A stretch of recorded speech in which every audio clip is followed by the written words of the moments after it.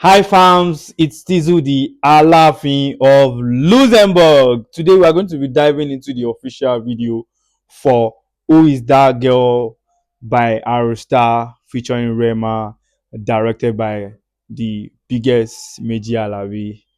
And today, you know what we're going to do? We're going to dive into the official video, and this video, dropped under the spotlight. So we're going to be breaking it down into what work, what does not work, and what make it worth watching. So let's roll. Don't sleep. So for quick context, this track is a high-profile collaboration between two Afrobeat rising stars, Ayra Starr and Rema, and the visual has this cinematic feel of a short film, bold visual, sweeping background, and a strong fashion. The bar is high, so let's see how it lands. What the director got right.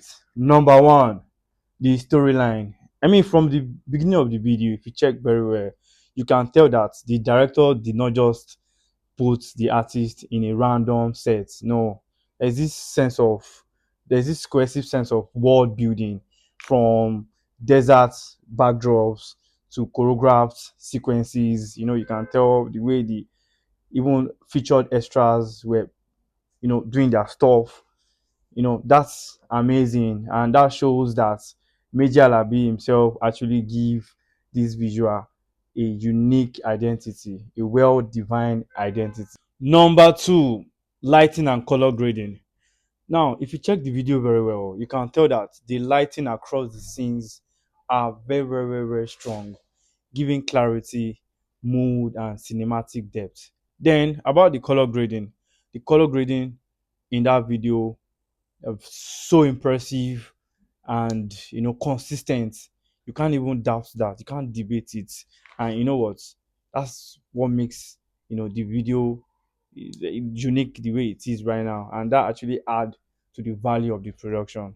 Number three, performance and presence. I'm sure that Rema and Ayra Starr were in that set with their A game with Major Labi. You can tell how they were doing their performances, the combination between them, you know, then the way the feature extras were doing their own stuff too, amazing. And if you look at that pool scene, that Arasta pool scene, there's this hard gaze expression she gave. That is so commanding. I love that. When I saw that, at that point, I just screamed. I was like, Meji, Mapa, me now.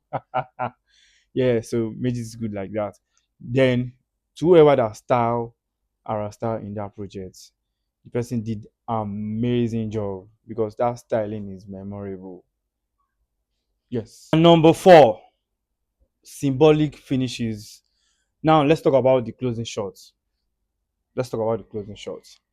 Now, in terms of symbolic visual impacts, I mean, Arista kissing that lion statue, you know, that statue, that lion statue, um, that is so extraordinary in terms of symbolic visual impacts.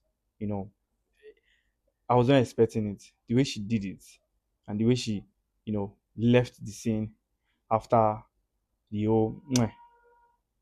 I knew it was from Meiji. You can't tell me. I already know. Don't worry. Don't debate it. So yes. So these are the four things I love about the video, and I feel like the director did so well. Now let's talk about what the director might have done better. Number one, set details. I always talk about this thing, in a production that is this sleek, there's some little mistake you do that will stand out, that will show. So now, at some point in that video, those clothes that were hung on the wire were not aligned. No, at some point, if you pay attention very well, you see it. And some of them were even looking unironed. Now, for Meiji, but that's one. Number two, consistency in visual motifs. Now, Rema holding a smoke in that kind of setting, to me, it feels somewhat out of sync of the rest of the storyline, because we're trying to tell an African epic story, a king in a village, and a king as powerful as the way they make Rema look with such entourage. I don't think whenever kings like that seated on their throne with their people around them, they smoke. So I feel like that is out of the storyline. It might actually work for some things, but not this kind of story gone that we're trying to tell. So these are the two things me personally I feel like they are not so wonderful in this, in this visual. That's for me though. So guys, all in all, who is that girl musical video delivers strongly. I mean, this is more like the intersection between Afrobeat and high fashion storytelling. I mean, we might have some little error that they might have done better, but aside from that, the major components were executed at the high level. For those of you that love good musical videos, this one is one of them. This one is what one of them. I mean, this track, the visual actually tell its impact, and they actually gain big views quickly, both local and globally. So, and if I'm to rate this video, if I'm to rate it on a scale of 1 to 10, I'll give it 7.5, from the high executions, the strong storyline, and some little things that can be done better. You know. So yes, that's for me. So what do you think? Do you pick the same details? The clothes on the wire, the desert backdrop, the pool scene, the choices of the costume choices, or is there something you spot that I missed? If you actually do, drop a comment below.